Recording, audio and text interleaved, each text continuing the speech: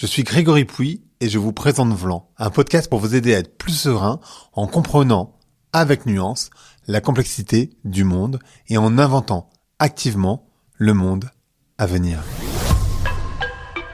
Ce que vous allez entendre dans ce podcast, c'est une femme avec énormément de courage, je trouve. Bien sûr, la parole sur l'inceste et sur le viol sur mineurs s'est libérée, légèrement. Mais on entend assez peu la parole des proches, et en particulier celui des mères, et en particulier celui des mères qui n'ont pas su être présentes comme elles auraient voulu l'être. Et mon invitée du jour, Marie-Christiane Baudou, qui est psychothérapeute, n'a pas bien su être là pour sa fille. Elle a écrit un livre qui s'appelle « Nos angles morts ». Marie-Christiane, elle a 80 ans, et elle se retourne pour comprendre pourquoi elle n'a pas vraiment su être là. Elle va nous parler de lignée de femmes, elle va nous parler de transgénérationnel, elle va nous parler aussi du poids des secrets dans les familles et de comment gérer cette situation. Vous allez voir, je m'en mêle un peu les pinceaux, pour être sincère, entre inceste et viol sur mineur, parce que la situation de sa fille, elle est un peu entre deux eaux, si on peut dire. Ça peut sembler très séparé, puisque un inceste, c'est quelqu'un de la famille, et puis un viol sur mineur, c'est quelqu'un qui ne l'est pas. Et là, on est dans une sorte de famille spirituelle. Et donc, c'est évidemment un viol sur mineur, mais d'une certaine manière, un inceste. Et d'ailleurs, Marie-Christiane ne me reprend pas quand j'utilise le mot d'inceste. C'est un épisode que je crois vraiment important, une parole qui est extrêmement rare. Et donc, j'étais hyper touché d'aller jusqu'à Genève pour interroger Marie-Christiane. J'espère que vous allez ressentir, comprendre la manière dont elle l'a vécu. Aujourd'hui, évidemment, elle a des relations extrêmement apaisées avec sa fille. Sa fille a bien sûr lu chacune des lignes de ce livre et l'a aidé à le rédiger. C'est quasiment un travail à quatre mains. Je vous laisse écouter l'épisode. Si évidemment les sujets du viol et de l'inceste vous touchent particulièrement, peut-être n'écoutez pas l'épisode si c'est trop sensible chez vous. Bref, je vous laisse l'écouter. Allez Vlan, c'est parti.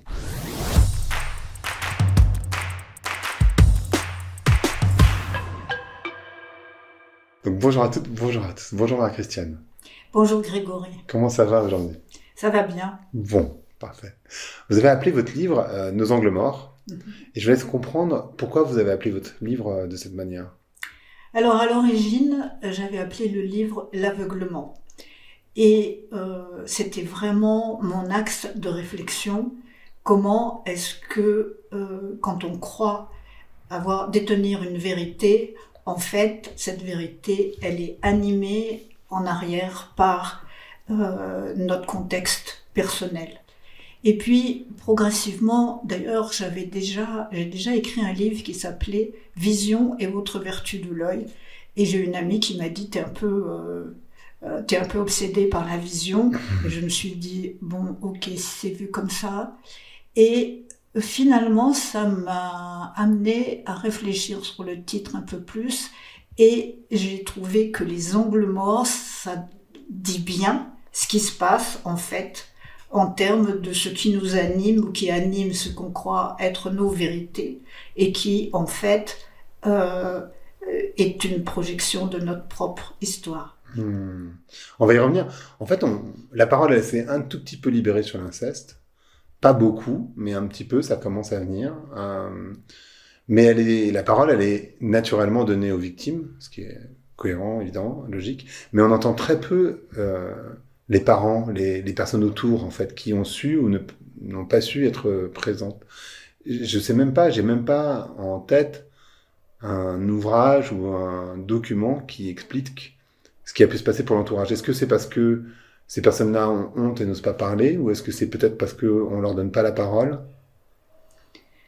Je crois que c'est très difficile d'être un proche de victime, parce que la violence, en fait, qui se manifeste envers une personne, en réalité, elle touche tout l'environnement.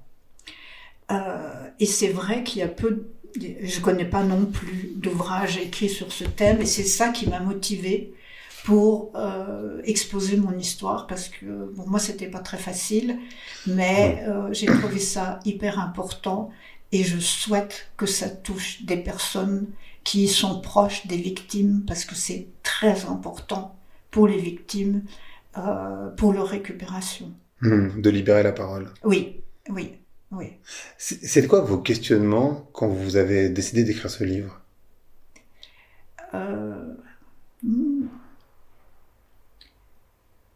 En fait, j'ai jamais décidé d'écrire ce livre. Je pourrais dire la même chose qu'une poétesse italienne qui a été interviewée une fois et qui a dit, en fait, je décide pas d'écrire le livre. Le livre, c'est comme si il avait besoin à un moment donné de venir au monde, d'être là. Et c'est un peu ça moi je me suis laissée inspirer. J'ai jamais décidé d'écrire le livre. C'est à la fin où je me suis dit, tiens, peut-être que ça peut apporter quelque chose à une perspective nouvelle et aider des gens.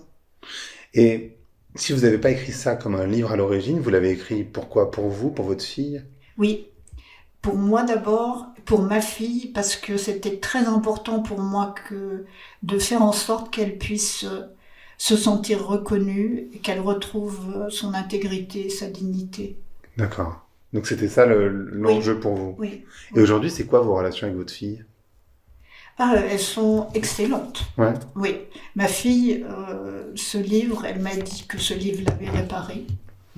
En tout cas, par rapport à la reconnaissance de ce qui lui était arrivé et par rapport au fait que je puisse publiquement l'affirmer. Oui, j'imagine que ça doit être extrêmement important pour une victime. Oui. En quoi votre histoire familiale a été un élément central dans votre posture tout au long de votre vie? Parce qu'en fait, ça parle beaucoup de transgénérationnel, de votre famille, de vous, votre histoire, mais surtout de l'histoire de votre famille. Et j'aimerais bien comprendre, parce que c'est vrai que quand on pense à sa psyché, quand on pense à son propre histoire, et c'est vrai que on a souvent une histoire qu'on se raconte, dont on n'est même pas conscient que c'est une histoire. Je suis curieux de comprendre, parce que vous passez beaucoup de temps là-dessus, sur le transgénérationnel et sur l'importance de vos liens familiaux. En fait, le lien que j'ai fait et qui a motivé d'écrire aussi sur ce sujet, le lien que j'ai fait, c'est que, en fait, ces secrets de famille ont tellement impacté ma personnalité, en tout cas dans la formation de ma personnalité, que j'ai compris à un moment donné que ça participait du fait de ma sidération au moment de ce qui s'est passé avec ma fille et une habitude de tout taire et qui venait déjà de ma famille. Et là, je me suis dit, il y a un lien, il s'agit de réfléchir sur ce lien, comment ça s'est passé. Et effectivement, toute mon histoire familiale a fait en sorte de quelque part me dissocier. Et c'est cette dissociation qui fait que j'ai pas été en mesure de défendre ma fille comme j'aurais dû, comme il aurait été normal de le faire au moment où ça s'est passé. C'est d'autant plus étrange, en tout cas quand on est de l'extérieur, qu'on se dit, Marie-Christiane, c'est une psychologue, en tout cas quelqu'un qui accompagne des personnes, qui a accompagné des personnes qui ont subi des incestes. Donc vous avez accompagné des personnes victimes. Oui. Et pourtant, vous avez eu du mal à être présent pour votre fille. C'est ça qui est perturbant d'une certaine manière. Mais c'est intéressant votre question parce que, en fait, avant cette histoire avec ma fille, j'avais jamais de personnes abusées qui venaient me voir. Ah non? Non. Et j'ai remarqué, en tant que thérapeute, que au fur et à mesure de mon évolution personnelle, viennent des gens différents, avec des demandes différentes. Et plus il y a d'ouverture à l'intérieur de moi, maintenant j'en ai beaucoup, des gens victimes d'abus ou aussi des gens qui sont complètement déroutés par ce qui arrive à un de leurs proches. Ah, c'est hyper intéressant. Donc en fait, c'est votre développement intérieur à bouger l'extérieur d'une certaine manière. Exactement. Vous pourriez revenir un petit peu sur votre histoire familiale, en particulier sur l'histoire de votre père, parce que je trouve ça passionnant en fait, et même l'histoire de votre grand-père, tous ces non-dits, et peut-être commencer par l'importance et le poids des non-dits dans une famille. Oui.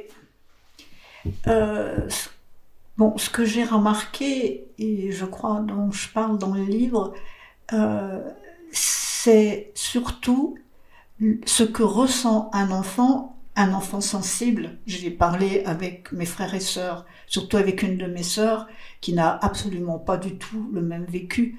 Mais je pense que j'avais une sensibilité particulière qui fait que je sentais vraiment une lourdeur. Je sentais, euh, comme il y avait dans ma famille, les conversations, tous les échanges étaient autour du quotidien, mais il y avait jamais une transmission de l'histoire, une transmission des émotions, du vécu.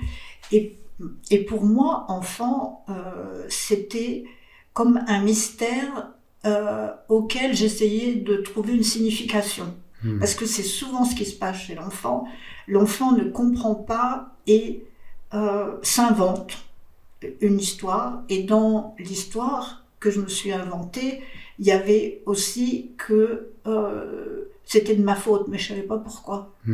Mais dans ces non-dits, il y a aussi peut-être le temps qu'on ne prend pas. Parce qu'en fait, c'est tellement plus facile d'être dans les conversations du quotidien. Et moi, par exemple, qui suis quelqu'un qui évite les conflits, je suis très évitant comme ça. C'est vachement plus facile d'être dans le quotidien et de pas aller se confronter. Ça demande déjà de se poser. Ça demande beaucoup d'intention. Et c'est pas si évident finalement, à part quand il y a beaucoup de colère qui se cumule, mais finalement, on parle pas vraiment de ces choses. Encore plus à la génération de mes parents. Bien sûr. Ça, quelque part, ça se faisait pas, ça n'existait même pas dans la manière d'être en relation parent-enfant. C'est quoi votre... parce que je vous ai demandé, mais je vais vous reposer la question, cela dit. Votre histoire à vous, c'est-à-dire, est-ce que vous pourriez nous raconter un petit peu l'histoire de votre père, de votre grand-père? C'est quoi ces non-dits dont on parle là tous les deux? Ces non-dits, en fait, j'ai su la vérité quand j'ai eu 70 ans. Oui. Et là, vous en avez 80, c'est ça? Oui, là, j'en ai 80. Donc, il y a 10 ans, et c'est aussi pourquoi j'ai introduit tout ça dans mon livre, parce que j'ai compris beaucoup de choses. Donc, j'ai su, il y a 10 ans, par une personne qui avait été désignée par mon père, et par sa grand-mère à lui, donc c'est toute une histoire, ça, mais bon. Et il avait été désigné pour transmettre le secret à la mort du dernier survivant de l'histoire de mon grand-père.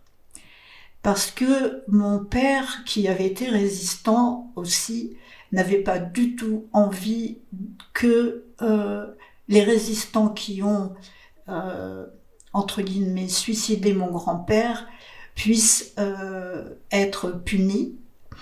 Mon père avait très honte de ce qu'avait fait mon grand-père, donc le secret a été donné à quelqu'un qui nous l'a transmis à la mort de ma mère, qui était la dernière survivante. Et c'est quoi ce secret alors? Alors l'histoire, c'est que le grand-père, le père de mon père, avait hébergé des résistants, un groupe de résistants dans le bois qui se trouve sur la ferme. Il y a un petit bois. Et puis, il nourrissait les résistants, mais il leur faisait signer des papiers comme quoi ils devraient rembourser, en tout cas en partie, après la guerre. Et puis mon grand-père, pour des raisons que là j'ignore, peut-être que c'était aussi la misère pour eux, peut-être pas, mon grand-père a augmenté progressivement le prix de la dette, et à un point tel qu'à un moment donné les résistants ont dit non, on n'y arrivera pas là, c'est pas possible. Mon grand-père a dit très bien, vous n'arriverez pas, je vous dénonce à la Gestapo. Wow. Ouais. Alors que son fils était lui-même dans la résistance à un autre endroit et que mon père s'est échappé du train qu'il conduisait en Allemagne dans le cadre de la STO. Et donc mon père était en risque aussi si son père dénonçait les résistants à la Gestapo, il pouvait s'intéresser à ce qui se passait aussi dans la famille. Bref, donc mon père a fait cette menace, et puis pendant quelque temps, il a reçu par courrier je trouve plus le mot. C'est pas un problème. Là où on enterre les morts, donc où est-ce qu'on enterre des cercueils. Voilà, il recevait des lettres avec des cercueils. Et puis un jour, mon père a cherché son père et il l'a trouvé noyé dans la rivière, avec des traces de lutte au sol. Il a fait venir la gendarmerie pour essayer de faire une enquête, parce que mon père savait pas du tout cette histoire-là. Et les gendarmes avaient autre chose à faire à l'époque, donc l'histoire s'est arrêtée là.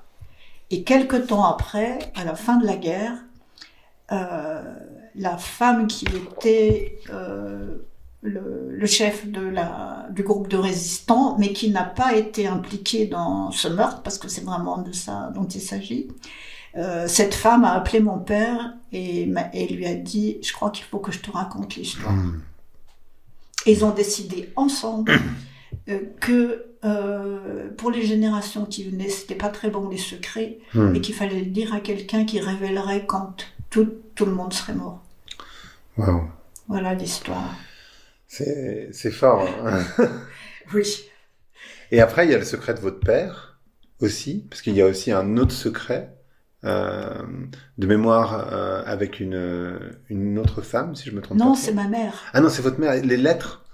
Oui, voilà. C'est qu'on a trouvé aussi à la mort de ma mère toutes les lettres de sa relation avec son premier fiancé, qui est mort pendant la guerre, mais mort du typhus en Algérie. Et est-ce qu'elle était enceinte? Il y a une histoire? Non, elle n'était pas enceinte, mais ils devaient se marier à la prochaine permission, et ils avaient déjà choisi le nom de leur premier enfant, qui se trouve, je ne sais pas pourquoi, être une fille. Ils avaient projeté une fille qui devait s'appeler Marie-Françoise, et moi je m'appelle Marie-Christiane. Donc il y a des liens. C'est quoi le poids, l'impact de ces secrets dans vous, votre manière de vous construire? Donc vous avez dit tout à l'heure, vous vous êtes construit des histoires, mais comment en tant qu'enfant on arrive à ressentir ce genre de secret? Parce qu'en fait, a priori, vous naissez, vous avez un père, vous avez une mère, il n'y a pas d'histoire. Comment ça peut avoir un poids sur vous?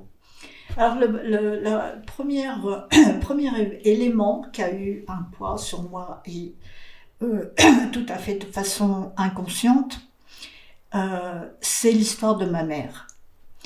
Et en fait, ma mère m'amenait dans la famille de son premier fiancé.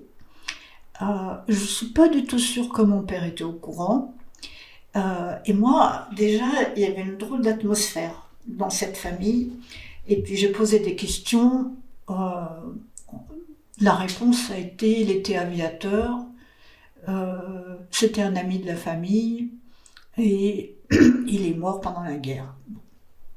C'est la seule version que j'avais. Mais moi, petite, j'allais, quand j'avais du chagrin, j'allais dans le village, tout près du bois en question.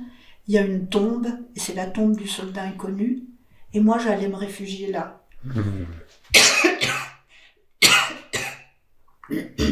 Donc on voit déjà qu'il y avait un impact, comme si en fait, comme s'il y avait deux pères quelque part. Et que là c'était mon lieu de consolation. C'est fou, c'est comme si vous étiez la fille de cet homme, d'une certaine manière. En tout cas, je pense que dans le cœur de votre mère, c'était peut-être le cas. Voilà, exactement, exactement. Et comment j'ai pris ça? Je sais pas. Ce sont des des mémoires à l'intérieur des cellules,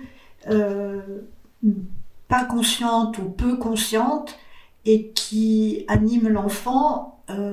L'histoire, elle reste pas plombée. Hein.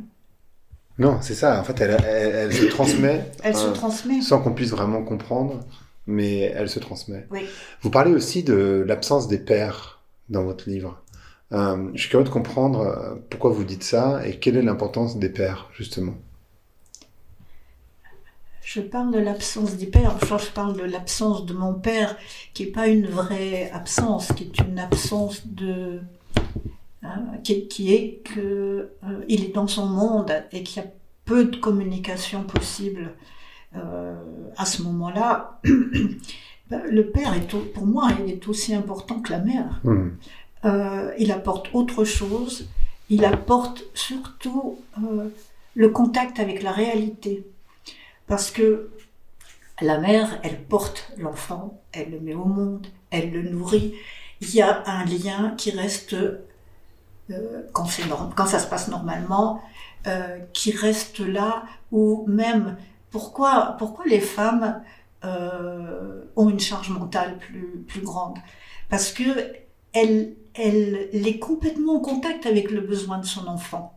Elle voit des choses que le père ne voit pas seulement. Par contre, le père est très important au moment aussi où il faut couper le lien avec la mère et puis amener l'enfant au monde et lui dire « Tiens, tu vois, là, on pourrait faire ça ensemble. Ça c'est un peu dangereux. Ça, vas-y. » Il va mettre l'enfant, il va poser l'enfant au sol et le mettre en contact avec la réalité. Et vous, votre père, il était dans son monde, il était pas présent. Oui. C'est marrant ce que vous dites parce que il y a un documentaire qui s'appelle The Work aux États-Unis sur des personnes qui sont emprisonnées à vie. Et en fait, le point commun de tous ces hommes qui ont commis des actes horribles, souvent des crimes, en fait, c'est l'absence du père. Et c'est assez étonnant de l'observer. Et en même temps, quand on regarde aujourd'hui, il y a beaucoup de familles divorcées, bien sûr. Je crois qu'il y a que 12% des couples dans lesquels la garde est vraiment partagée. C'est-à-dire que l'homme n'est pas forcément absent totalement, mais en tout cas, une garde partagée, c'est déjà une présence très amoindrie pour l'enfant. Et ça cause des dommages aux enfants sans qu'on y réfléchissent de trop. Parfois, très souvent, évidemment, c'est le père qui disparaît. Parfois, il y a des cas dans lesquels que je connais, c'est la mère, par mesure de rétorsion sur le père, elle veut lui couper la garde. Donc, il y a aussi des situations comme ça. Mais je pense que dans ces situations, on pense surtout à soi et pas forcément aux enfants. J'ai l'impression. Oui. Mais pas seulement, clairement, la majorité des cas, c'est le problème, c'est l'homme qui disparaît et qui se dit, mais moi, je fais ma vie, je vais partir, je ne sais où, au Japon, aux États-Unis, peu importe, je vais faire ma vie, quoi. Et ça sera très bien et je verrai mes enfants de temps en temps. J'ai évidemment des cas autour de moi de ce genre de situation. Alors, je sais plus pourquoi j'ai noté cette question, mais je l'ai notée, donc je vais vous la donner. Quelle était la stratégie de survie de votre mère et comment vous l'avez récupérée? Alors, je sais plus pourquoi j'ai noté ça. Je pense qu'il y a eu une question. Quelle était la stratégie de survie de votre mère? C'est de pas rentrer dans les émotions. Ah oui, c'est ça. Elles n'existent pas. Qu'est-ce qui s'est passé pour votre mère pour qu'elle soit dans cette posture et comment elle vous l'a transmise en étant, je veux dire, en vivant, tout simplement? Bon, il y avait déjà, je crois que déjà c'était un peu dans son caractère.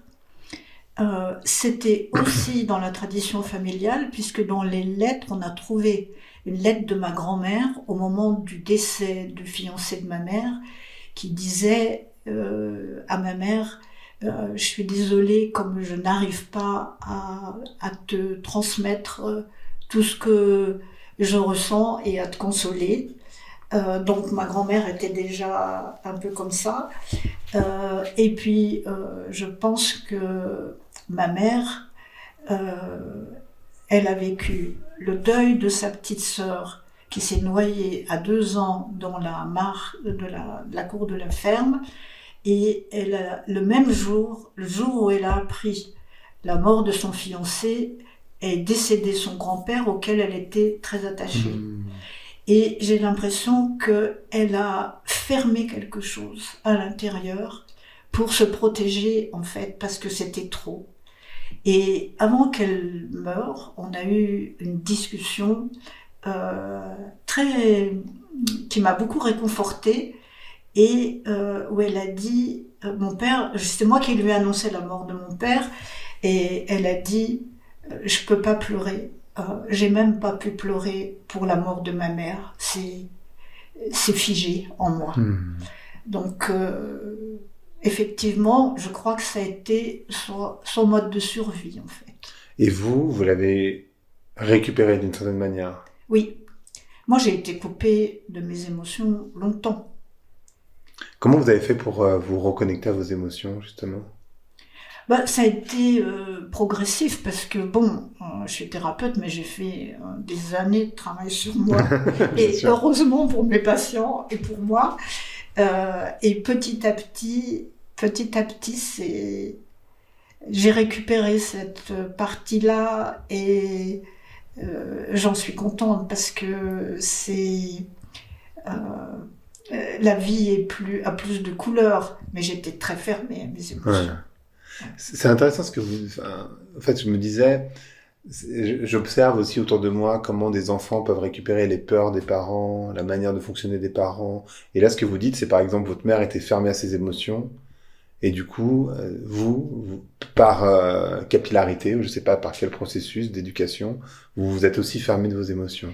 Pas seulement par capillarité, parce que petite, moi, j'ai essayé souvent, et encore plus adolescente, de rejoindre ma mère, de lui raconter, je lui racontais des histoires qui se passaient en pension, qui me faisaient très mal, et la réponse c'était, mets ton chagrin dans ta poche et ton mouchoir par-dessus. Il y avait vraiment, et à force, et particulièrement envers elle, moi, mon mode de survie, c'était, tu sauras rien de moi. Et après, il y a la fermeture, elle s'est diffusée dans d'autres secteurs. C'est devenu comme aussi pour moi un mode de survie. Je comprends. Et alors, quand je regarde votre histoire, quand je lis votre histoire, vous avez subi aussi un inceste, d'une certaine manière, on peut dire ça comme ça. Je ne sais pas si vous parleriez d'inceste. Non, parce que... c'est pas exactement un inceste, mais un abus, peut-être. Oui. Vous pouvez raconter un petit peu ce qui s'est passé pour vous, parce que je pense que c'est aussi un lien dans toute votre histoire et dans l'histoire de votre fille. Oui, c'est un lien parce que je crois que ça a vraiment renforcé la fermeture. Parce que j'étais vraiment... Quand j'étais en pension, c'était très difficile pour moi. Privée de milieu familial, privée de la campagne, donc des odeurs, de tout ce qui faisait ma vie avant. Et donc j'ai rencontré cette amie qui avait une famille très accueillante et vraiment dans laquelle je me sentais bien. Et c'est là où le lien il est important parce que donc il y a un frère qui avait juste 2 ans de plus que moi. Là, vous aviez quel âge? Vous étiez Moi, très j'avais jeune. 14 ans, Oui. à peu près. Lui, 16, 17. Et je raconte dans mon livre, ça paraît banal, mais chez une adolescente en pleine formation, ça a pris des proportions quand même très douloureuses. C'est-à-dire qu'il m'a appelé à un moment donné dans sa chambre et il m'a demandé s'il pouvait voir mes seins et toucher mes seins. Bon, il m'a demandé, mais moi je suis partie en courant et je n'ai plus eu du tout confiance pour aller dans cet endroit-là. J'avais peur et je me suis de nouveau fermée. Et en fait, ce qui s'est passé avec ma fille, c'était elle avait exactement le même âge. Et c'était aussi un ami de la famille. Oui. Bien sûr. Oui. C'est souvent malheureusement des gens proches. Oui. Et vous pensez que le fait que vous ayez expérimenté ça, malheureusement, d'une certaine manière, ça... Je sais pas si ça se transmet à votre fille ou c'est juste le problème des hommes, d'une certaine manière. Ça n'a rien à voir avec votre fille, peut-être. Je crois, mais surtout, en fait, moi, j'en ai jamais parlé après ça. Le lien que j'ai fait, c'est que je trouvais un peu indécent que ma fille en parle autant. C'est terrible de À dire son ça. âge? Ouais.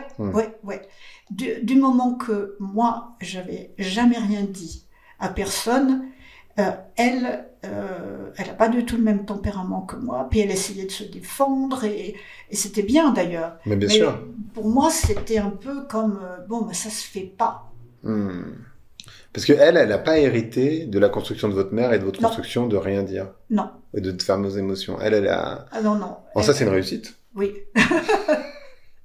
C'est sa réussite à elle. Je ne sais pas comment elle a fait, mais et elle, vraiment, depuis toute petite, elle m'a appris à m'ouvrir au niveau affectif.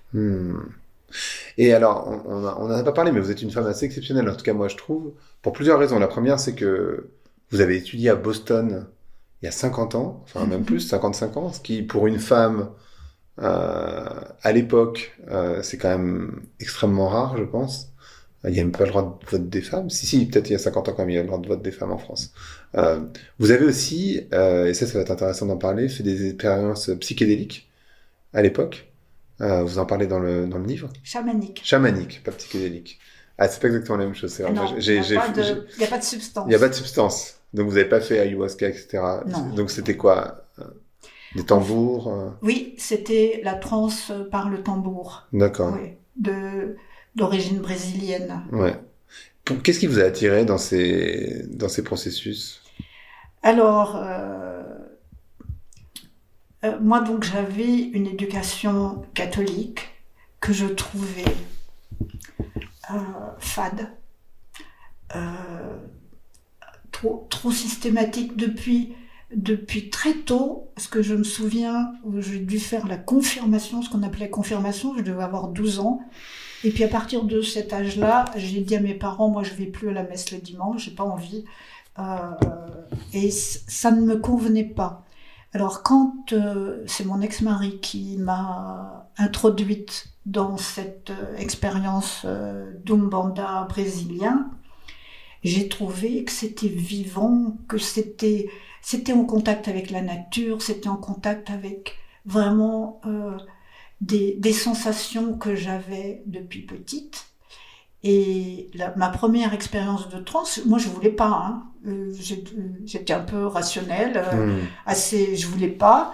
Et puis la personne qui était en autorité à l'époque m'a dit, ok, mais si tu vas juste danser. Et à un moment donné, ça a commencé à tourner toute seule, et je tournais, et je maîtrisais rien, et je me sentais dans un état de bonheur absolu.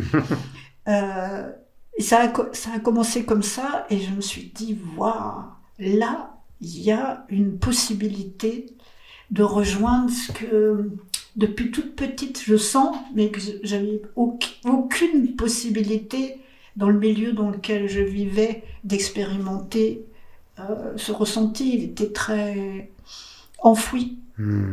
C'est quoi votre regard aujourd'hui sur ces pratiques? Alors, mon regard aujourd'hui, la pratique en tant que telle, différentes pratiques chamaniques, je trouve que c'est super intéressant. Par contre, la difficulté, c'est que ces pratiques sont dirigées par des gens qui n'ont pas fait le développement personnel qu'il faudrait pour se mettre à la bonne place. Et qu'il y a des histoires de pouvoir, de manipulation subtiles, souvent, ça dépend de la personne. Dirigeant, de la personne qui dirige, que je trouve dangereuse. Et puis, ça n'est pas adapté à notre culture occidentale. Cette pratique-là au Brésil a beaucoup de sens et est naturelle. Ici, elle l'est pas, et alors viennent s'inscrire à l'intérieur de ce rituel des histoires personnelles. Moi, je pense que c'est dans toutes les pratiques spirituelles, plus ou moins, mais là, c'est embêtant. C'est une forme d'appropriation culturelle, vous diriez, de faire des pratiques chamaniques je sais pas, mais c'est quand même une tradition de longue date dans ces populations-là. Ça a du sens pour eux. Ici, c'est souvent, ça attire les gens parce que c'est récréatif folklorique, un peu. oui. Oui. Il aurait mieux fallu peut-être voir des druides.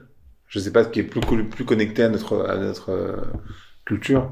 Peut-être. Je pense que dans notre culture, il doit y avoir des approches possibles. Je sais pas, mais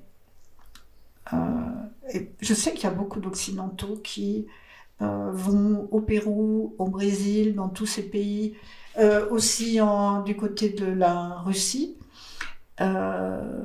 avec des scientifiques qui s'y intéressent pour voir les impacts sur le cerveau, sur le développement de la personne. Je trouve ça très intéressant. Et il faut avoir pas mal de discernement.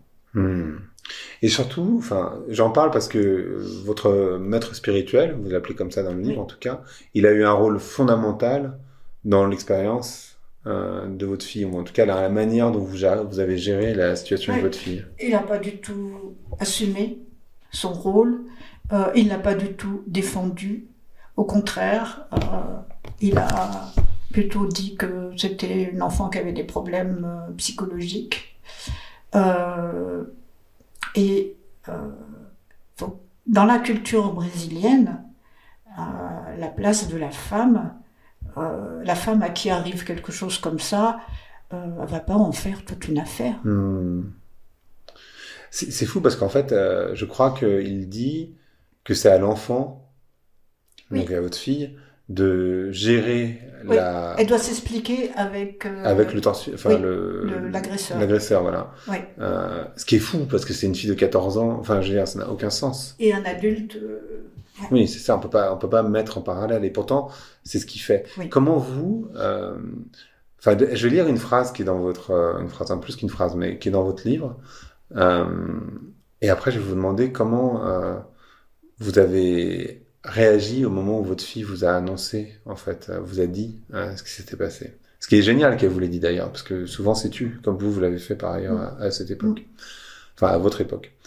Donc vous dites, lorsque ma fille me révèle l'abus dont elle a été victime, je suis toujours sous l'emprise de ce schéma de renoncement à moi-même pour être accepté et mériter l'amour. Alors la paralysie se remet en place, et je suis coincé entre la nécessité impérieuse de la soutenir dans son combat, pour se faire respecter en tant que femme, et se faire reconnaître dans le dommage subi, et ma peur des menaces prévisibles sur un équilibre de vie, ou plutôt de survie, que j'ai échafaudé à grande peine. Je choisis de ne pas choisir. Comment vous avez géré ce moment où elle vous le dit, et vous avez demandé à votre maître spirituel, qu'est-ce qui s'est passé en fait? Pas tout de suite. D'abord, moi je l'ai écouté, je l'ai soutenu individuellement, personnellement, et j'ai continué de la soutenir après quand ça s'est révélé auprès de l'ensemble des gens qui participaient. Et alors je me souviens plus quand est-ce qu'on l'a dit au maître spirituel. Je me souviens plus exactement quand est-ce que ça a été révélé. Mais c'est là où moi j'ai pas eu la force de mettre le poing sur la table en disant c'est pas possible, c'est inadmissible et on s'en va. Parce que c'était la seule solution, ce que j'ai fait après, mais j'ai pas eu le courage de dire ça. Je savais aussi, j'avais eu des conversations avec notre maître spirituel, comme quoi lui m'a dit clairement que si un jour je quittais, je retrouverais, j'avais des problèmes de santé quand je suis rentrée, particulièrement des règles très hémorragiques qui s'étaient arrêtées, et que je retrouverais mes problèmes de santé. Donc il y avait une menace au niveau personnel. Manipulatoire. Oui, exactement. Et est-ce que vous avez confronté l'agresseur? Oui. Qui m'a dit que ma fille avait des troubles, qu'il fallait qu'elle fasse une thérapie. Oui, forcément, c'est l'enfant qui a un problème. Voilà. bien sûr. C'est un grand classique. Un grand classique. Oui. Comment vous avez géré cette relation avec l'agresseur? Est-ce que parce qu'il n'a pas été traduit en justice? Non, non, mais Malheureusement. ma fille ne voulait pas qu'on porte plainte. Elle voulait pas être qu'on en fasse quelque chose de public. Elle voulait pas ça. À son âge. Vous Oui. savez pourquoi aujourd'hui? Est-ce que c'était une sorte de honte que ça ait pu lui arriver? Je crois pas, et je pense que connaissant ma fille, enfin là, je sais pas ce qu'elle dirait. Connaissant ma fille, elle a voulu nous protéger, mon ex-mari et moi. Donc votre fille, elle a décidé de pas porter plainte à ce moment-là. Et vous, quelle relation vous avez, enfin, comment vous avez géré la relation avec cet agresseur? C'est-à-dire que vous avez quand même cette peur de pas être aimé, d'être rejeté, ce que vous dites, Par rapport au maître au maître spirituel spirituel, mais pas et par au rapport groupe. Pas par rapport à lui, on a coupé les ponts complètement. D'accord, bien Ouais. sûr, bien sûr. Et, et comment vous avez, je sais pas si vous aviez des amis en commun ou... Oui, on avait des amis en commun et on avait une relation amicale très forte avec tout le groupe. Et c'est là où ça a été très difficile. Et ça, il faut que les gens sachent que on en a parlé un petit peu tout à l'heure, mais une victime non soutenue, c'est une double agression en fait. Et le groupe a réagi presque en accointance avec l'agresseur plus qu'avec elle. Elle a vraiment été désignée comme le mauvais objet. Après, c'est Tout une le époque monde. un peu différente, mais parce qu'à l'époque, je pense que, et je suis pas en train de le justifier, hein, mais il y avait la sexualité avec les enfants. Enfin, Oui. enfin, c'est vraiment de ça qu'il s'agit. Elle était plus ou moins pas acceptée, mais enfin d'une certaine manière, elle était socialement plutôt comprise, voire sexualisée, c'est-à-dire, enfin pas idéalisée, oui, fantasmée. Oui. C'est ça, c'est exactement ça. Il n'y avait pas de quoi faire un pareil pataquès. Ouais, c'est fou Oui, quand on y oui, pense. oui. Mais c'était en 90, c'était à la suite des années 70 où vraiment la libération sexuelle a entraîné quand même des dérives importantes. Et c'est vrai que c'était banalisé, puis personne ne comprenait pourquoi ça devait être un pareil problème. C'est fou. Ouais. C'est fou. Donc en fait, vos amis, enfin vos amis communs, ils se sont plutôt désolidarisés de votre fille et donc de vous, Oui. plutôt que de cet homme. Complètement. Et on s'est retrouvés, quand j'ai fini par quitter, on s'est retrouvés complètement isolés toutes les deux. On n'a plus jamais eu aucun contact avec les autres, pas de soutien.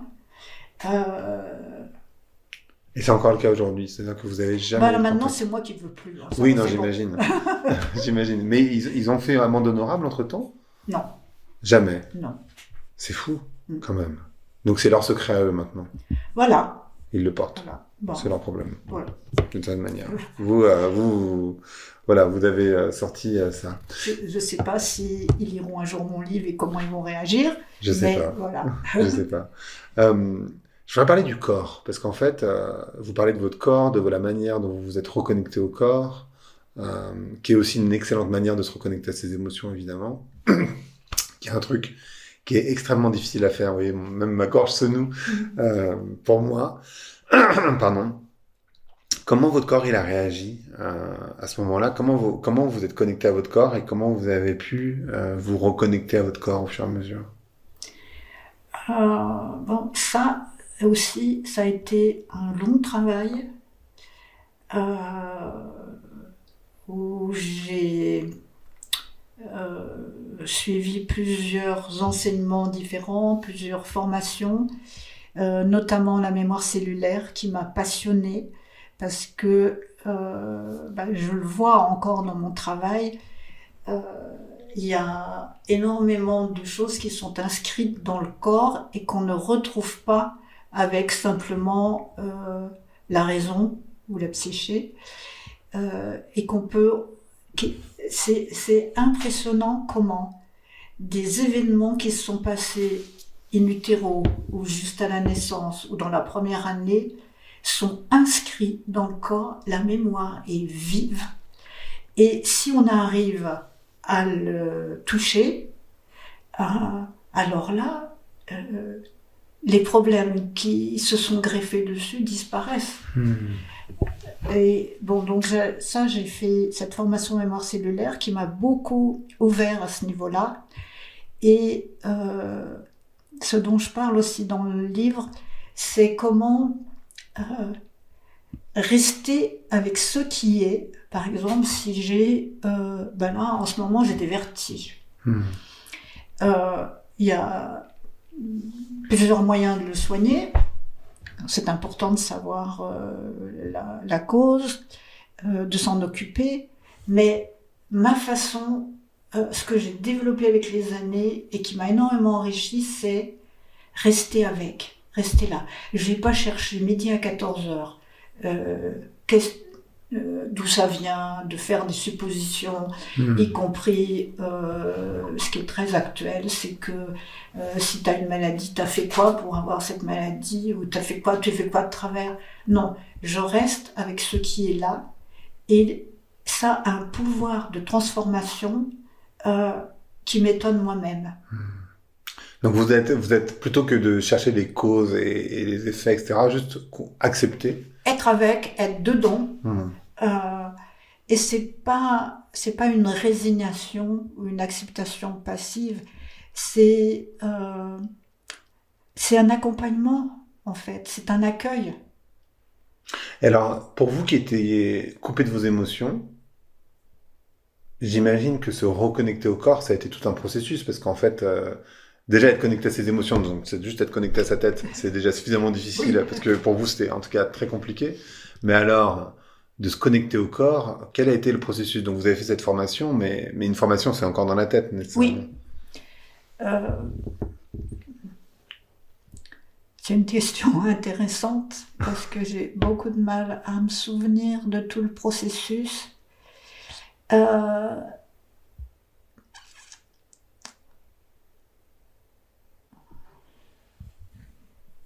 En fait,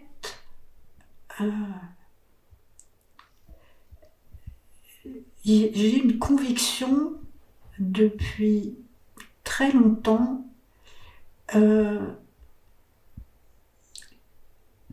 que, en fait, il y a un lien constant entre l'extérieur et l'intérieur. Ce qui se passe dedans se réfléchit à l'extérieur, ce qui se passe en dehors se réfléchit dedans, et je crois que la conscience du corps et le lien avec les émotions, c'est très paradoxal, mais je crois que c'est venu au moment de mon avortement quand j'avais 23 ou 24 ans.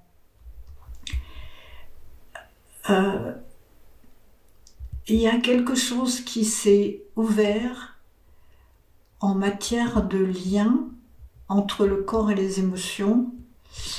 Et là, il faudra que je réfléchisse plus. Elle est intéressante, votre question.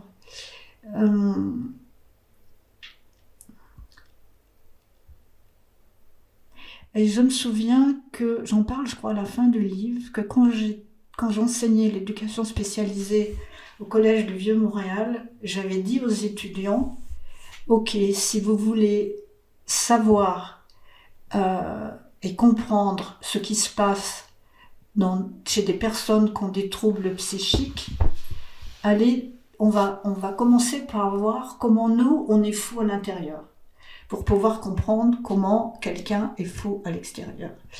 Et ça, c'était plus mental, émotionnel, mais ensuite, je me suis rendu compte très progressivement, je ne pourrais pas dire exactement les circonstances, que le travail que je faisais à l'intérieur de mon corps pour être en lien, c'était ce qui pouvait me permettre d'approcher la mémoire du corps de l'autre. Et pour moi, le travail a toujours été comme ça, et je crois que ça continuera comme ça, c'est-à-dire que ce qui m'arrive à l'intérieur de moi est mon outil de travail. Et donc, vous vous êtes reconnecté à ça. Et du coup, maintenant, vous êtes connecté à vos émotions, j'imagine. Ah Si vous oui, êtes connecté oui, à oui. votre corps, Oui. c'est Et puis je me forcément... rends compte qu'en fait, je me suis rendu compte que j'étais une grande sensible. Oui, C'est- c'est peut-être la raison pour laquelle Voilà, vous n'étiez pas connecté à votre ce que corps. j'ai nié longtemps. Évidemment. Qu'est-ce que, en tant que thérapeute, comment vous regardez aujourd'hui l'inceste et ses victimes? Et les agresseurs, bien sûr. Agresseurs, souvent des hommes, très, très, très, très majoritairement. Bon, quand quelqu'un vient me voir avec cette problématique, et quand cette personne m'en parle, parce que ça demande souvent d'avoir une relation de confiance assez importante, moi je suis très ferme en termes de c'est puni par la loi, c'est un crime. De remettre, le premier temps c'est remettre l'église au milieu du village, et vous, vous êtes trouvé au mauvais endroit, au mauvais moment, ou dans le mauvais contexte, et je remets vraiment le cadre. Et je pense que c'est important, et je me situe d'emblée comme la personne qui est devenue proche, puisqu'on m'a fait la confidence, qui se positionne. Est-ce que vous avez déjà vu, en thérapie, ou peut-être vous pouvez me donner des clés, d'enfants incestueux, c'est-à-dire d'enfants qui sont nés d'un inceste? Non. Vous avez jamais vu ça Non, j'ai pas eu l'occasion. Parce que c'est une situation qui doit être aussi, je pense, compliquée. Enfin, j'imagine, quand on est l'enfant qui est né d'un inceste, c'est-à-dire qu'il y a une sorte de secret aussi qui est extrêmement fort autour de ça. Alors, si c'est pas le cas, qu'est-ce que vous auriez envie de dire à cette personne d'une certaine manière? Ou comment vous auriez tendance à l'accompagner? Alors, j'avais pas bien compris votre question, mais oui, j'ai eu des situations comme ça. Et ce qui est très compliqué, c'est que l'enfant, il dépend de ses parents, et l'enfant, il est fidèle à ses parents. Alors, et en plus, quand il y a une situation comme ça, l'enfant, il pense que c'est partout pareil. Il n'a pas de point de repère. Ce qui fait que c'est très délicat, et c'est là où se construit une culpabilité. L'enfant ne peut pas ne pas penser qu'il y est pour quelque chose, que c'est lui, parce que sinon ça n'a pas de sens. Et le sens qu'il trouve, c'est que c'est lui qui a un problème, c'est lui qui est sale, c'est lui qui fait pas les choses comme il faut, et ça se construit de cette manière-là. Comment on peut accompagner une personne comme ça?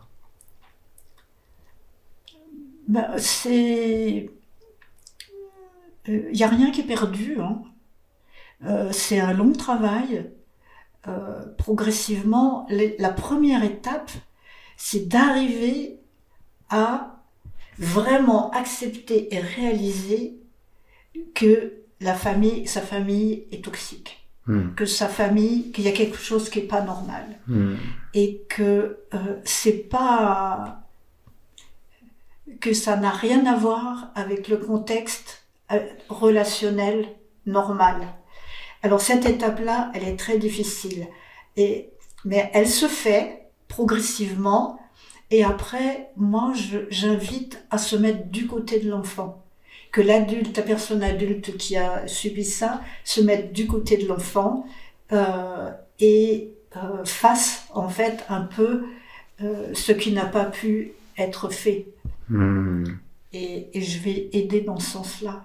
Et si la personne, en l'occurrence, n'est plus un enfant parce que c'était un secret et que du coup ça a perduré, donc la personne maintenant est devenue adulte, mais j'imagine avec des troubles, enfin je suppose en tout cas des troubles qui sont liés à cette situation, c'est le même processus, vous diriez? Oui, mais c'est vraiment une question de temps, c'est très long, de respect. Je pense à une patiente qui à un moment donné, elle a dit bon, moi là, ça va. Je propose qu'on mette tout ça dans un gros coffre en métal dans la terre, et puis quand je serai prête, je vous dirai, puis on ressoulèvera le couvercle pour aller voir. Il faut beaucoup de temps, il faut beaucoup de respect. Le risque, c'est d'aller trop vite et d'être de nouveau abuseur. Comment ça ? Ben oui, parce que on devient voyeur si on veut absolument, si on respecte pas complètement le rythme de la personne, le thérapeute, et il force quelque chose. Et ça, c'est comme un nouvel abus. C'est comme une nouvelle agression. Ah, c'est marrant, j'avais pas du tout vu ça comme ça. C'est intéressant. Qu'est-ce que vous auriez envie de dire aux familles on en a parlé au tout début, donc des familles dans lesquelles il y a eu de l'inceste, où il y a un secret parfois de polichinelle d'ailleurs. Est-ce qu'il faut en parler ? Comment on en parle ? Avec qui on en parle ? Par où on commence ? Pour les familles de victimes, c'est déjà, c'est ça le but de mon livre, c'est déjà de sensibiliser les familles sur le fait que s'il y a une agression sur un des membres de la famille, tout le monde est touché. Ce qui est souvent pas repéré, parce que dans le déni des familles, ou bien en disant c'est triste, terrible ce qui s'est passé, mais c'est elle ou lui. Non, c'est tout le monde. Et moi, j'invite vraiment les familles dans lesquelles ça se passe, quand c'est possible, de consulter quelqu'un. C'est important. En famille ? Vous voyez à plusieurs ? Non. Un par un. Plutôt un par un. Après, en famille, peut-être, mais moi, je suis pas thérapeute familiale, je ne sais pas comment ça, ce que ça peut soulever. Mais en parler en famille, si c'est juste après que ça soit passé, et que la victime en parle à sa famille, là, que la famille est prête, là c'est très important, et là ça peut être très vite guéri en fait, s'il y a l'attitude juste. Par contre, quand c'est un secret de très longtemps, qui date de très longtemps, que ça a été dit et non reçu, mais qu'il y a un membre de la famille, comme ce qui m'est arrivé, qui s'est dit quand même, c'est peut-être pas très normal la façon dont j'ai réagi. Alors là, c'est important de consulter quelqu'un c'est important de se faire aider. C'est pas facile. Non, c'est pas facile. C'est hyper difficile. Comment, dans votre relation avec votre fille, ça s'est dénoué? Donc en fait, vous n'avez pas été absente, c'est-à-dire vous n'avez pas fait un déni de ce qui s'est passé. Vous n'êtes pas été dans cette situation. Vous avez accepté, mais par contre, vous avez donc accepté ce que votre fille vous disait. Vous avez coupé quand même avec cet homme et avec les amis aux alentours. Ce qui est un processus difficile, j'imagine. Au bout d'assez longtemps. Ah, pas tout de suite? Pas tout de suite, non. Non, ça a pris du temps, d'accord. J'avais pas ça en tête. Oui. Donc au début, vous continuiez à avoir les amis communs. Oui, et je continuais le travail avec ce maître spirituel. Non, j'ai continué. C'est ça qui a été très très dur pour ma fille. Oui, c'est ça votre angle mort en particulier. Oui, c'est d'avoir continué. Après, oui, il y a un moment où j'ai vraiment coupé les ponts complètement. Ouais. Il y a des choses que vous regrettez que vous avez dit à votre fille à ce moment-là, quand elle était enfant et que ça venait de se passer? Peut-être en répétant ce que disait le maître spirituel, ou je sais pas. Non, j'ai jamais répété je pense pas que j'ai répété ce que disait le maître spirituel. J'étais tellement scandalisée, je comprenais pas qu'il ait cette attitude. Pour moi, c'était une évidence que je lui racontais l'histoire et que lui, en fait, j'attendais de lui qu'il soit un père, ce qui n'était pas du tout ça. C'est pas du tout la fonction du maître spirituel, mais j'attendais qu'il fasse ce qu'un père aurait fait en disant non, c'est condamnable, ça peut pas se passer ici, et en remettant l'agresseur à sa place. moi, je m'attendais à ce que même il lui demande de quitter. Ah, parce qu'il faisait partie du groupe, pardon, j'avais pas Oui. compris. Ok, j'avais pas saisi en fait que l'agresseur était aussi quelqu'un qui suivait ce maître Oui. spirituel. Ah oui, j'avais pas fait cette connexion, pardon. Ouais, ouais. Donc, c'est pour ça que... non, j'ai rien compris. Et après, je savais plus quoi faire, en fait. D'accord. Et donc en fait, le groupe avec lequel vous êtes coupé, c'est votre maître spirituel, tous les Tous les gens qui... disciples, je sais pas si on peut Oui. dire disciples, mais en tout cas les gens qui le suivaient, dont l'agresseur. Parce Oui. qu'autrement, vous avez continué. Donc, comment on fait pour continuer à suivre un maître spirituel alors que l'agresseur fait partie des disciples? Je sais pas si disciple c'est le bon terme, mais. Ouais, il y a un moment où il a dû le mettre en retrait. Il l'a pas mis en dehors du groupe, mais il l'a mis en retrait. Il n'avait plus les mêmes fonctions. Et moi, oui, je devais faire en sorte de continuer, lui étant présent, les gens étant dans une optique de trouver que franchement ma fille exagérait. Comment j'ai fait? Comme j'ai pu. C'est ça. Et est-ce que vous diriez que la posture de votre maître spirituel, c'était une posture de soutien d'homme à homme versus un soutien d'humain à humain, qui aurait dû normalement aller dans le sens de votre fille? Parce qu'il y a aussi une sorte de patriarcat, forcément, et d'un maître spirituel qui peut-être lui-même a été agresseur, j'en sais rien, je connais pas. Très probablement. Très probablement. Donc il soutient un autre agresseur parce que il se sent Lui, il voit pas où est le problème. Ouais, c'est ça. Et un peu, ouais, c'est fou en fait. Ah oui. Donc attention au maître spirituel. Et parfois au prêtre, parce qu'un maître spirituel, ça peut être aussi un prêtre. De toute forme de religion. Ouais. C'est ça. Comment va votre fille aujourd'hui? Je vous ai pas demandé. Elle va bien. Elle m'a dit récemment, oh mais tu sais, en fait, depuis qu'on a fait ce travail ensemble et que tu as écrit le livre, moi, j'y pense plus. Donc le livre a été une résolution pour elle. Le travail qu'on a fait pour en arriver au livre. Alors c'est quoi ce travail que vous avez fait ensemble? Moi, je me suis rendu compte, quand j'ai quitté le Longmanda, là, je me suis rendu compte de l'ampleur de la souffrance qu'elle avait. Et je suis thérapeute aussi, donc on a eu beaucoup de discussions. Je lui ai partagé les remises en question que j'avais par rapport à moi, au fur et à mesure. Elle me partageait sa douleur. On en parlait. Elle a fait beaucoup de travail sur elle aussi. Et c'est comme si, en fait, on s'est un peu réparé mutuellement, moi au niveau de ce que j'ai appelé ma lâcheté et elle au niveau de son trauma. Et le livre, en fait, est la résultante, je l'ai écrit après tout ça, c'est la résultante.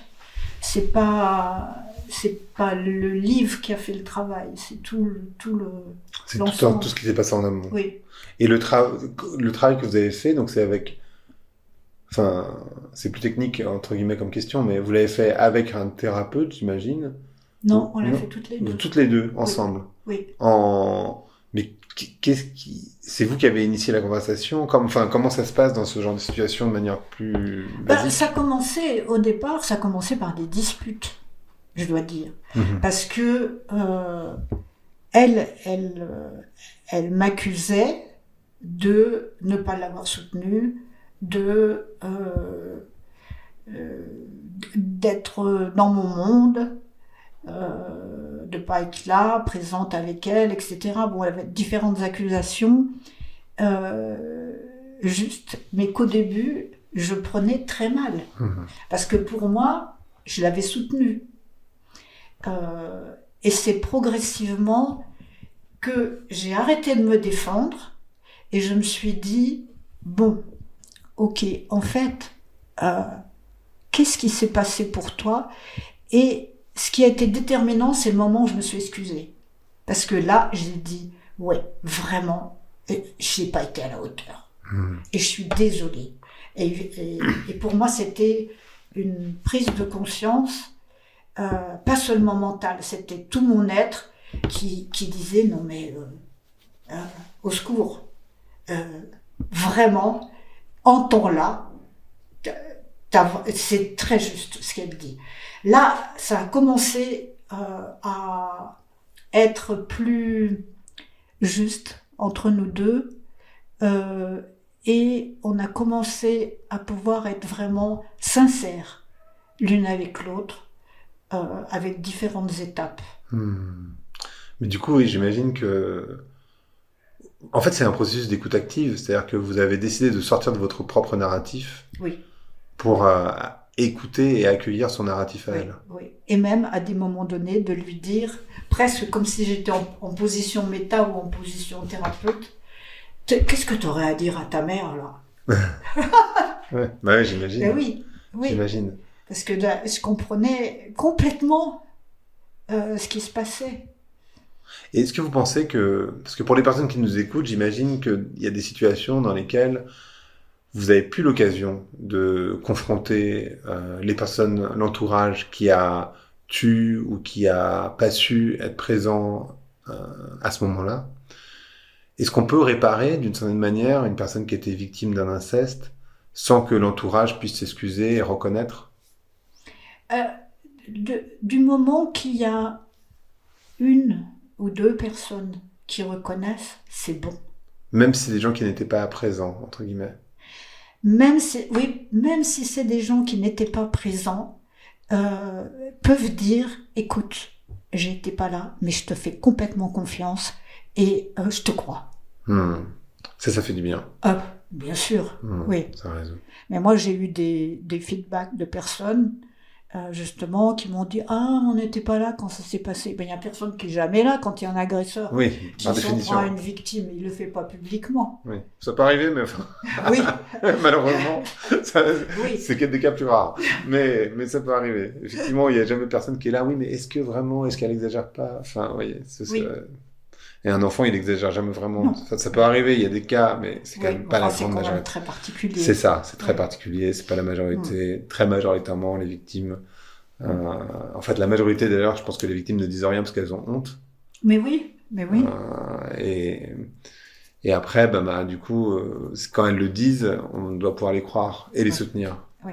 Mais en fait, ce qui est intéressant dans votre posture, c'est que vous n'étiez pas absente, vous n'avez pas nié, ce qui arrive quand même. Tout à fait, je peux comprendre. Ce qui arrive dans plein de fois. Comment vous l'expliquez qu'on puisse nier, d'ailleurs? Ça m'intéresse, parce que pour les personnes qui sont victimes et qui écoutent peut-être, ou qui sont autour, comment on peut justifier le... Très souvent, ça met en question tout un équilibre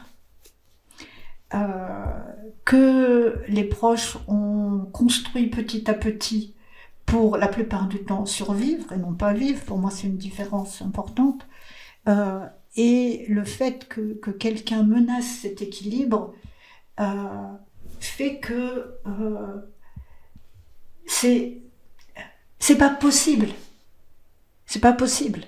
La personne peut pas le croire. Et c'est même pas la personne qui est dans le déni. C'est pas le déni contre la victime. C'est le déni pour protéger sa structure personnelle. Elle a peur de complètement éclater, se perdre. Donc elle défend son territoire, elle défend sa construction. Elle défend une sorte de statu quo. Oui. C'est ça que vous dites en fait. Oui. C'est pas tant contre la victime que pour son équilibre. Oui, exactement. Même si à la fin ça reste atroce, mais enfin, c'est juste pour essayer de comprendre ce qui peut se passer. Je trouve que c'est toujours intéressant de se mettre dans la peau des personnes où on se dit mais qu'est-ce qui s'est passé en fait, et là ce que vous expliquez c'est qu'en fait on a tous et toutes un équilibre de vie, et que le remettre en question c'est extrêmement difficile. Oui, et pour certaines personnes c'est carrément impossible, c'est une menace de destruction. Et alors qu'est-ce qui se passe, parce que vous pouvez aussi témoigner de ce qui se passe, de cette peur de la destruction. Parce que c'est ce que vous êtes passé par là. Oui. Et même la protection des émotions, c'était pour éviter une destruction. Pouvez me répéter la question? La, la question, c'est, vous êtes passé par là, par cette peur de la destruction du cadre social. Oui, Qu'est-ce qui se passe quand on passe de l'autre côté? quand on... Bah, quand on détruit, parce que c'est ce que vous avez fait.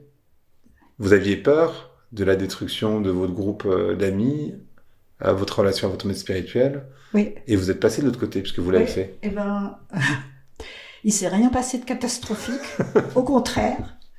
Et je m'attendais au pire. Bon, je me suis retrouvée dans une grande solitude avec ma fille qui allait mal, mais il s'est rien passé. Je n'ai pas retrouvé les troubles physiques que j'avais avant.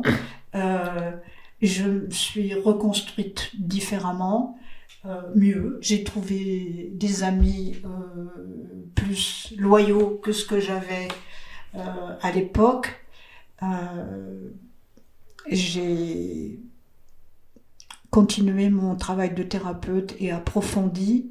Et c'est extraordinaire comme on peut développer des stratégies pour éviter quelque chose qui en fait s'avère bénéfique finalement. Ouais, c'est ça. En fait, c'est une peur, mais qui finalement s'avère bénéfique. C'est juste une peur. Comment votre fille, elle a reçu votre livre? Donc le livre, c'est la conséquence de votre guérison à toutes les deux. Oui. J'imagine qu'elle l'a lu. Oh oui, plusieurs fois. Et fait des commentaires. Et il y a des choses que j'ai changées, il y a des choses que j'ai ajoutées.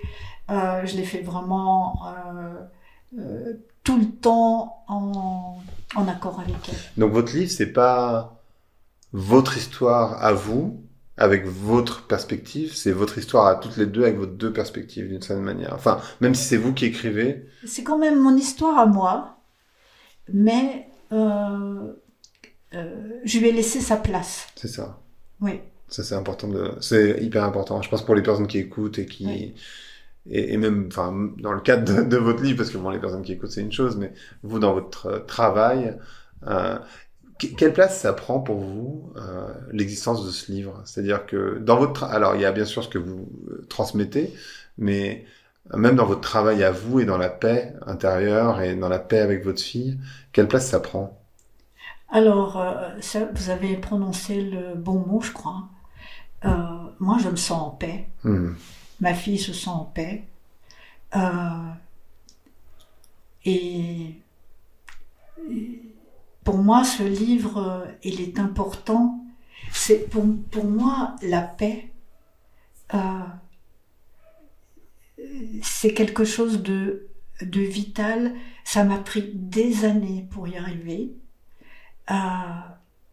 Parce que je suis en paix pas seulement avec cette histoire-là ou avec l'histoire de mes parents.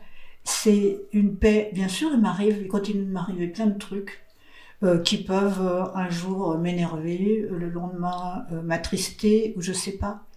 Mais il n'y a rien qui entame un espace de paix. Et, bon, je sais que c'est un mot galvaudé, mais je dirais et d'amour qui est là de toute façon et qui fait que bon, ok, la vie est pleine de surprises bonnes et mauvaises, mais il y a quelque chose qui est là, stable. Comment vous regardez votre vie? S'il y avait des choses à refaire, alors bien sûr, il y a cet inceste, mais est-ce qu'il y a des choses que vous auriez refait différemment dans la manière dont vous avez fait votre vie au fur et à mesure des années? Non, rien. Non, rien. Même pas ça. Même pas ça, Non. vous diriez? Non, j'ai pas de regret d'avoir fait ce travail chamanique qui m'a par ailleurs beaucoup apporté. Je sais pas, je pense pas en termes de regret même par rapport à ma fille. Je pense que c'était vraisemblablement tout ça sont des choses à traverser pour grandir, pour évoluer. Je le prends comme ça. Moi, il n'y a rien que non, il n'y a rien que j'en ferais différemment. Mon enfance a été douloureuse et difficile. La pension, ça a été difficile aussi. Mais c'est avec ça que je me suis faite. C'est comme ça que vous êtes construite. Oui. Ouais. Ouais, c'est intéressant. Et ce que je trouve hyper inspirant dans ce livre, dans cette discussion, c'est que on peut, en fait, on peut évoluer jusqu'au bout de sa vie d'une certaine Mais manière. Aujourd'hui, vous complètement. avez 80 ans et vous êtes en train d'évoluer toujours. Absolument. Absolument. Et complètement. Et ce qui est important pour moi de faire passer comme message, c'est que c'est pas tout ce qu'on a comme défaut, comme Une problème, névrose. etc. Euh, c'est pas normal. Ce sont des outils. Ils sont des outils pour avancer dans la vie, découvrir comment la vie fonctionne, se transformer, évoluer. Euh, et euh, c'est pour donner du courage, et pour donner le courage de voir ses ombres. Hmm. Qu'est-ce que vous diriez, moi, ma mère, par exemple, elle va me dire, non, mais c'est des vieilles histoires, ça sert à rien d'en parler. Vous voyez, Cette génération-là, vous voyez ce que je veux dire, ouais. qui a presque votre âge, pas exactement quand même, mais bon, à 5 ans près, euh, et qui va me dire, bah, c'est des vieilles histoires, j'en parle pas. Qu'est-ce que vous avez envie de dire à ces personnes-là aussi, peut-être? Euh, c'est quand même tous ces questionnements, c'est assez récent. Mhm. Astrologiquement, c'est intéressant parce que tout ce questionnement a commencé avec le planétoïde Chiron, qui a commencé à être vu dans l'atmosphère en 77, je crois, en 77. Euh, et avant, mais ça n'avait pas lieu d'être, ce genre de questionnement. Donc, moi, je ne sais pas si je bousculerais une personne qui est dans cette perspective-là. C'est aussi comme ça qu'elle s'est construite. C'était comme ça à l'époque. Ça fait partie d'une étape de l'humanité. Comme maintenant, il y en a une nouvelle et je ne sais pas du tout ce que ce sera après. Euh, Moi, j'interviendrai si quelqu'un me dit que ça lui pose problème. Hmm. Mais sinon, Pas de problème. non. Mais parce qu'il peut y avoir aussi des problèmes qui sont non dits, intégrés, dont la personne n'a même pas conscience vraiment, et Ah ça, bon. pour le coup, vous diriez, bah, tant qu'elle n'a pas conscience, ou tant que c'est pas Si elle me demande rien, qu'elle a pas, que ça lui pose pas de problème pour vivre, bon, chacun a le droit de se construire avec la culture du moment, son histoire.